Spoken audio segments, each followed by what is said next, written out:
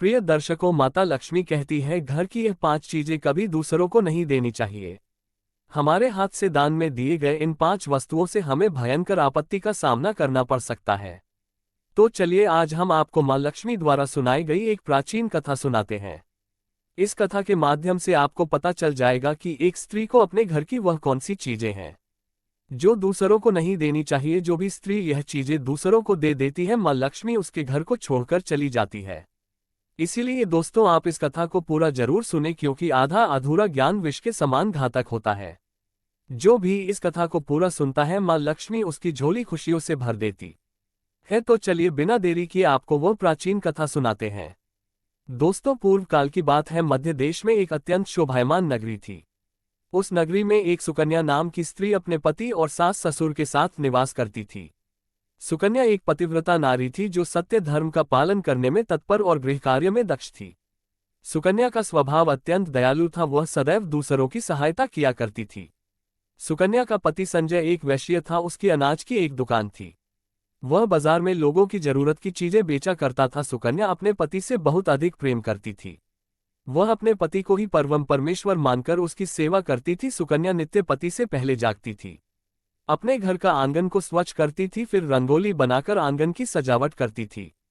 उसके बाद वह अपने घर को स्वच्छ करती, फिर स्नान आदि कार्य संपन्न करके वह तुलसी को जल देती थी और देवी देवताओं का पूजन करती थी। इस प्रकार से वह रोज अपने नित्य कर्म करती थी। सुकन्या ने कभी किसी का अनादर नहीं किया। वह सभी के साथ मधुर वाणी में बातें करती थी। सभी लोग सुकन्या को देखकर कहने लगे थे कि यह तो साक्षात लक्ष्मी के समान गुणों वाली स्त्री है। यह अपने परिवार का कितने अच्छे से ख्याल रखती है। इसके अलावा सुकन्या दान धर्म करते समय कभी अपने हाथ पीछे नहीं खींचती थी। उसके द्वार पर जो भी याचक आता वह उसे दान दिए बगैर नहीं भेजती थी। उसके द्वार से कोई खाली हाथ नहीं जाता था। जो भी भूखा उसके द्वार पर आता तो वह भरपेट भोजन करके ही लौटता था, जिससे उसके द्वार पर आए हुए सभी याचक अत्यंत प्रसन्न होकर उसे आशीर्वाद देकर लौट जाते थे। इतना ही नहीं, सुकन्या अपने पड़ोसियों की भी सहायता करती थी। उसके पड़ोस में जो भी गरीब और दुखी लोग रहते थे उन्हें भी वह नित्य भोजन दिया करती थी। पड़ोसियों को जो जो चीजें लगती सुकन्या बिना विचार किए ही दे दिया करती थी, जिस कारण से सुकन्या के पड़ोसी भी उसका बहुत अधिक सम्मान करते थे। वे कहते थे, अहो, ये सुकन्या तो साक्षात देवी है।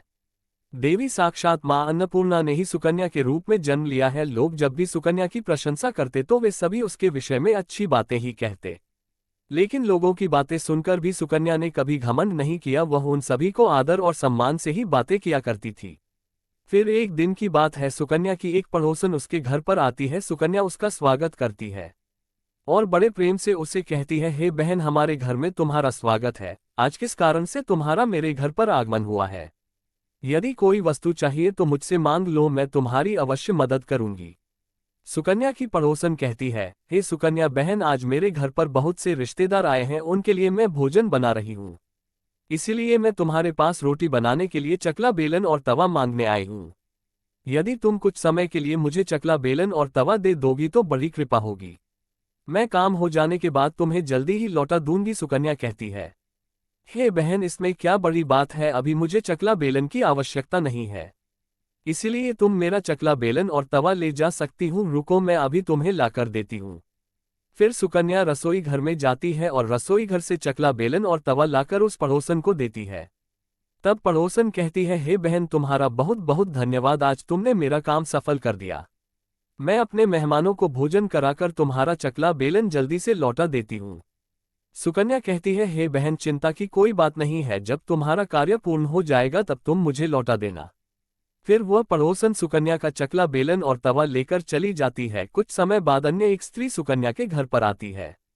सुकन्या उसका भी प्रेम से स्वागत करती है और पूछती है, पधारो बहन, आज तुम्हें मुझसे क्या काम है? संकोच ना करो और बताओ तुम्हें मुझसे क्या चाहिए, मैं तुम्हारी मदद जरूर करूंगी। सुकन्या बहन, मेरे घर में बहुत गंदगी हो गई है और आज सुबह ही मेरा झाड़ू मेरे बेटे ने खेलते समय तोड़ दिया। इसलिए मुझे तुम्हारा झाड़ू चाहिए था, क्योंकि मेरे घर को साफ करने के लिए मेरे पास कुछ भी नहीं है। इसीलिए मैं तुम्हारे पास झाड़ू मांगने के लिए आई हूँ। यदि तुम्हें कोई समस्या ना हो तो कृपा करके मुझे अपने घर की झाड़ू दे दो। मैं अपना घर साफ करके तुम्हें झाड़ू वापस लौटा दूंगी। सुकन्या बिना विचार किए ही कहती है, हे बहन, बस झाड़ू ही तो है, इसमें क्या समस्या हो सकती है? तुम रुको, अभी मैं तुम्हें अपने घर की झाड़ू लाकर देती हूँ। इतना कहकर सुकन्या घर के अंदर जाती है और झाड़ू लेकर आती है और उस स्त्री को दे देती है। वह स्त्री सुकन्या के घर की झाड़ू लेकर चली जाती है। फिर कुछ देर बाद अन्य एक स्त्री सुकन्या के घर पर आती है। सुकन्या उसका भी बड़े प्रेम से स्वागत करती है। सुकन्या कहती है, पधारो बहन, क्या बात है, आज मेरे घर पर किस कारण से आना हुआ? तुम्हें जो कुछ भी चाहिए निसंकोच होकर कहो, मैं तुम्हारी सहायता करने का प्रयास अवश्य करूंगी। तब वह स्त्री कहती है, हे सुकन्या बहन, तुम बड़ी दयालु हो, मैंने तुम्हारे बारे में बहुत सुना है और तुम सभी की मदद करती रहती हो, इसलिए मैं तुम्हारे पास एक छोटी सी मदद मांगने के लिए आई हूँ। सुकन्या कहती है, हे बहन, संकोच ना करो, तुम्हें जो कुछ भी चाहिए मांग लो। यदि मेरे बस में होगा तो मैं मना नहीं करूंगी, मैं तुम्हारी सहायता अवश्य करूंगी। तब वह स्त्री कहती है, हे सुकन्या बहन, आज मेरी बेटी को देखने के लिए लड़के वाले आ रहे हैं, इसलिए मैं चिंता में हूं। मेरे पास पहनने के लिए एक भी गहना नहीं है, तो मैं अपनी बेटी को क्या दूं? उसके पास पहनने के लिए अच्छे वस्त्र भी नहीं है, इसीलिए कृपा करके मुझे आप थोड़े गहने और वस्त्र उधार में दे दीजिए, केवल एक दिन के लिए। जब लड़के वाले देखकर चले जाएंगे तो मैं तुम्हारे गहने लौटा दूंगी। उस पड़ोसन की बात सुनकर सुकन्या कहती है, बस इतनी सी बात है बहन, तुम चिंता मत करो, तुम्हारी पुत्री मेरी छोटी बहन के जैसी है, उसकी सहायता मैं अवश्य करूंगी। मैं अभी तुम्हें मेरे गहने और साड़ी देती हूँ, जिसे पहनकर तुम्हारी पुत्री राजकुमारी लगेगी।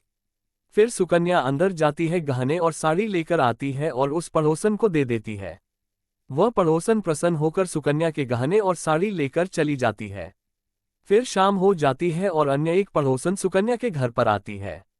सुकन्या उसका भी बड़े प्रेम से स्वागत करती है और कहती है, पधारो बहन, आज किस कारण से मेरे घर पर आना हुआ? बताओ, मैं तुम्हारी किस प्रकार से सहायता कर सकती हूँ? तुम्हें जो कुछ चाहिए निसंकोच होकर कहो, मैं तुम्हारी मदद जरूर करूंगी। वह पड़ोसन कहती है, हे सुकन्या बहन, तुम बड़ी दयालु हो और तुम सभी की मदद करती हो, इसलिए मैं तुम्हारे पास आई हूँ। मेरा बच्चा भूखा है और उसे पिलाने के लिए दूध नहीं है, इसलिए मैं तुम्हारे पास दूध मांगने के लिए आई थी। अगर थोड़ा सा दूध मिल जाता तो बड़ी कृपा होती। सुकन्या कहती है, अरे बहन, इसमें कौन सी बड़ी बात है, लो अभी मैं तुम्हें दूध दे देती हूँ। सुकन्या रसोई घर में जाती है और थोड़ा सा दूध लेकर आती और उस पड़ोसन को दे देती है। वह पड़ोसन प्रसन्नता से उस दूध को लेकर चली जाती है। इस प्रकार से सुकन्या अपने सभी पड़ोसियों की मदद कर देती है और प्रसन्न होकर घर का काम करने में लग जाती है। फिर रात होते ही उसका पति घर पर लौट आता है। सुकन्या अपने पति को प्रणाम करती है और उसकी खूब सेवा करती है। रात को दोनों पति पत्नी आनंद से सो जाते हैं। फिर दूसरे दिन वे जागते हैं तो उन्हें एक बहुत ही बुरी खबर कानों पर पड़ती है। एक आदमी दौड़ते हुए सुकन्या के घर पर आता है और सुकन्या के पति से कहता है, हे भाई, कल रात को किसी ने आपकी दुकान लूट ली है, सारा माल गायब है। सुकन्या का पति एकदम से घबरा जाता है और दौड़ते हुए अपनी दुकान पर जाता है तो देखता है उसका सारा माल किसी ने लूट लिया है। वह देखता है कि उसके दुकान में रखा हुआ सारा धन भी चोरी हो चुका है। वह दुखी और निराश होकर घर पर लौटता है और सुकन्या को सारी बात बताता है, जिसे सुनकर सुकन्या बहुत दुखी हो जाती है। सुकन्या कहती है, आप चिंता ना कीजिए जी, हमारे घर में अभी बहुत सारा धन रखा हुआ है, जिससे आप फिर से व्यापार शुरू कर सकते हैं। फिर सुकन्या अपने घर की तिजोरी में देखती है तो वह भी पूरी तरह खाली दिखाई देती है। उसके अंदर का भी सारा माल अब चोरी हो चुका था। ये देखकर सुकन्या बहुत दुखी हो जाती है। उसे समझ में नहीं आता कि यह कैसे हुआ। सुकन्या का पति उस पर बहुत क्रोधित हो जाता है और पूछता है, सुकन्या सच बताओ, हमारे घर के अंदर रखा हुआ सारा पैसा कहाँ गया? सुकन्या कहती है, हे स्वामी, मैं घर पर ही थी, सारा धन तिजोरी में ही था, किसने इसे चुरा लिया पता नहीं। कृपया आप शांत हो जाए, हम कोई ना कोई उपाय जरूर ढूंढ लेंगे। सुकन्या का पति कहता है, ये जो तुम दूसरे लोगों को घर पर बुलाकर खिलाती हो, अनजान लोगों को घर में बुलाती हो, उसी का फल है। तुम्हारी मूर्खता के कारण आज मुझे ये दिन देखना पड़ रहा है। हर समय किसी ना किसी को दान देती रहती हो, यह उन्हीं में से किसी ने हमारे घर का सारा पैसा चुरा लिया है। क्रोध में आकर सुकन्या का पति उसे भला बुरा कहता है। सुकन्या की सास भी उसे बहुत कोसती है और कहती है, तुम ही इन पड़ोसियों को घर की चीजें देती रहती हो, बिना सोचे किसी की भी मदद कर देती हो, उन्हीं में से किसी ने सारा पैसा चुरा लिया है। घर के सभी लोग सुकन्या को भला बुरा कहने लगते हैं। फिर सुकन्या अपने पति को दिलासा देते हुए कहती है, हे नाथ, मैंने मेरे कुछ गहने हमारी पड़ोसन को दिए हैं, मैं उसके पास से गहने लेकर वापस आती हूँ। फिर सुकन्या उस गरीब पड़ोसन के घर पर जाती है तो देखती है उसके घर पर कोई नहीं होता है। वह स्त्री भी घर छोड़कर सुकन्या के गहने लेकर भाग गई होती है। सुकन्या निराश होकर घर पर लौटती है और अपने पति को सारी बात बता देती है। सुकन्या की बात सुनकर उसका पति आग बबूला हो जाता है और सुकन्या को भला बुरा कहने लगता है। सुकन्या का पति कहता है, तुम्हारी मूर्खता के कारण आज मुझे ये दिन देखना पड़ रहा है।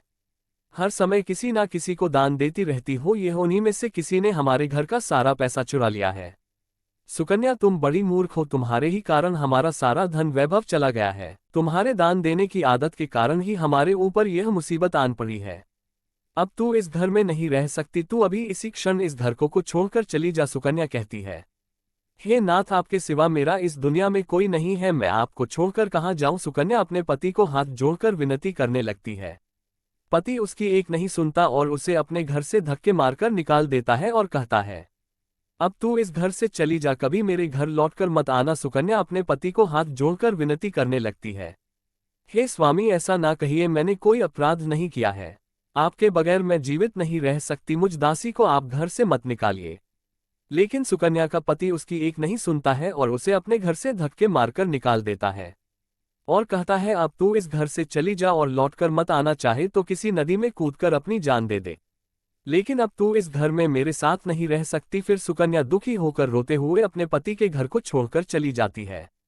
चलते चलते सुकन्या माता लक्ष्मी के मंदिर में जाती है और माँ लक्ष्मी से प्रार्थना करते हुए कहती है, हे माँ, मैंने ऐसा कौन सा पाप किया है जो मेरी ऐसी दशा हुई है। हे माँ लक्ष्मी, मैं तो नित्य आपकी पूजा करती थी, फिर भी आपने मेरा घर क्यों छोड़ा? कृपया मुझे बताओ माँ, मैंने ऐसा कौन सा अपराध किया जो आप मुझसे रूठ गई हो? फिर सुकन्या वहीं पर बैठकर सोचने लगती है, यदि मेरे पति मेरा स्वीकार नहीं करेंगे तो मैं जीवित रहकर क्या करूं?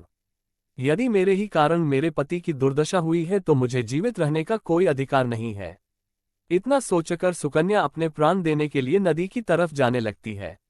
नदी के पास जाकर सुकन्या माता लक्ष्मी से प्रार्थना करती है, हे माँ लक्ष्मी, अब मैं अपने प्राण देने जा रही हूँ। यदि मेरे द्वारा तुम्हारी पूजा में कोई कमी रह गई हो तो मुझे माफ करो। मैं अपने पति के बगैर जीवित नहीं रह सकती, इसलिए अब मैं इस नदी में कूदकर अपने प्राण दे दूंगी। इतना कहकर सुकन्या नदी में कूदने ही वाली होती है कि साक्षात माँ उस स्थान पर प्रकट हो जाती है। माता लक्ष्मी सुकन्या से कहती है, रुक जाओ सुकन्या, तुम ये क्या कर रही हो? तभी सुकन्या आंखें खोलकर देखती है कि साक्षात माँ लक्ष्मी उसके सामने खड़ी है। तभी सुकन्या हाथ जोड़कर उन्हें प्रणाम करती है। माँ लक्ष्मी के दर्शन करके बहुत प्रसन्न हो जाती है और कहती है, हे माँ, मुझे क्षमा करो, मैं बहुत बड़ा पाप करने जा रही थी। माँ लक्ष्मी कहती है, हे सुकन्या, मनुष्य को स्वयं अपने प्राण नहीं लेने चाहिए। चाहे कितनी भी बड़ी मुसीबत सामने हो, आत्महत्या करना और किसी को उसे करने के लिए उकसाना दोनों भी बहुत बड़े महापाप है। इस पाप से मुक्ति आपको नरक लोक की कठोर से कठोर सजा पाकर ही मिलती है। आपको ईश्वर ने जो शरीर प्रदान किया है उसे ऐसे नष्ट नहीं करना चाहिए। सुकन्या कहती है, हे माँ, मैं विवश हूँ, मेरे पति ने मेरा त्याग किया है, मेरे ही कारण मेरे घर का सब कुछ लूट गया है, इसलिए मेरे पति ने मुझे छोड़ दिया है, पर मैं अपने पति को छोड़कर जीवित नहीं रह सकती। इसी कारण से मैं विवश होकर अपने प्राण देने जा रही थी। हे सुकन्या, मैं सब कुछ जानती हूँ और यह भी जानती हूँ कि तुम्हारे पति ने तुम्हारा त्याग क्यों किया है। ये सब तुम्हारी ही भूल के कारण हुआ है। तुमने अनजाने में कुछ ऐसा चीजों का दान किया था जिस कारण से मुझे तुम्हारा घर छोड़कर जाना पड़ा। जो भी स्त्री अपने घर की इन चीजों को दूसरों को दे देती है, उनके घर में मेरा वास नहीं होता है। मैं उन वस्तुओं के साथ ही उनका घर छोड़कर चली जाती हूँ। हे माँ, ऐसी वह कौन सी वस्तुएं हैं? कृपया आप मुझे बताएं, मैंने कौन सी वस्तु का दान किया था जिस कारण से आपने मेरे घर का त्याग किया है? देवी लक्ष्मी कहती है, हे पुत्री, अब तुम ध्यान से सुनो, मैं तुम्हें उन चीजों के बारे में बताती हूँ जो किसी भी स्त्री को दूसरों को नहीं देनी चाहिए। इन चीजों का दान करने पर मैं उस घर को छोड़कर चली जाती हूँ। हे सुकन्या, तुम्हारी सबसे पहली भूल ये थी कि ने तुम्हारे घर का चकला बेलन और तवा दान कर दिया था। किसी भी दूसरी स्त्री को अपने घर का चकला बेलन और तवा कभी नहीं देना चाहिए। रसोई घर में इन वस्तुओं का महत्व सबसे अधिक होता है। आपके घर में इन वस्तुओं की पवित्रता सदैव ही बनी रहनी चाहिए। इन्हीं वस्तुओं से आपके पूजा घर के भगवान को प्रसाद बनाया जाता है, इसलिए इन वस्तुओं को हमेशा स्वच्छ और शुद्ध रखना चाहिए। दूसरों को देने पर यह अपवित्र हो सकती है और फिर इनका उपयोग करना अशुभ फल प्रदान करता है। हे सुकन्या, तुमने अपने रसोई घर के चकला बेलन और तवा अपनी पड़ोसन को देकर पहली बड़ी भूल कर दी, जिस कारण तुम दरिद्रता का भागी बन गई। है सुकन्या, अब तुम दूसरी वस्तु के विषय में सुनो। तुमने अपनी पड़ोसन को अपने घर में रखी हुई झाड़ू दे दी, जिस वस्तु में मेरा सदैव वास होता है। जो वस्तु मुझे सबसे अधिक प्रिय है, तुमने उसे ही दूसरे को दे दिया, तो फिर मैं तुम्हारे घर में कैसे ठहरती है? जो स्त्री अपने घर की झाड़ू दूसरों को दे देती है, मैं उसके घर को त्याग देती हूँ। इसी कारण तुम्हारे पति की दुकान चोर लूट कर चले गए। झाड़ू से घर की स्वच्छता की जाती है, और जहां पर स्वच्छता होती है उसी स्थान पर मेरा वास होता है। ध्यान में रखना, घर में झाड़ू को हमेशा छिपाकर रखना चाहिए।